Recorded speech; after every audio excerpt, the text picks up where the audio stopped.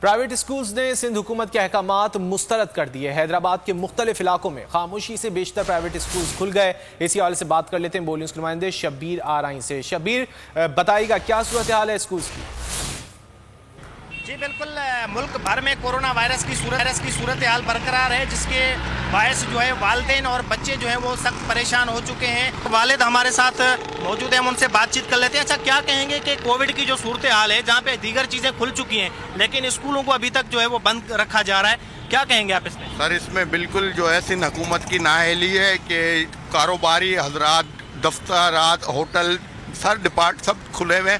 اسکولوں کی بچوں کی ہماری اتنی جو تعلیم کا حرج ہو رہا ہے کہ آن لائن میں بھی وہ بالکل ڈسٹرب ہو رہے ہیں، اور ہمارے گھروں کا نظام بالکل بچوں نے سال سے جو ہے خراب کر دیا ہے۔ تو ہم تو سندھ حکومت کو بالکل جو ہے نا نااہل قرار دیں گے اس حساب میں کہ ہماری فیسیں وہی بھری جا رہی ہیں اسکولوں میں، اور بچے ہمارے بالکل 0 پوائنٹ ہو گئے ہیں۔ ہمیں تو ایسا لگ رہا ہے کہ سندھ صوبے کو جو ہے پورے پاکستان سے تعلیم کے حساب سے بہت پیچھے کیا جا رہا ہے، اور سندھ حکومت کی کوئی یہ چال لگ رہی ہے۔ ہمیں منسٹر بھی چینج کر دیا، ان کے سعید غنی کی جگہ وہ دوسرے۔ غلام شبیر آرائیں، بہت شکریہ آپ کا۔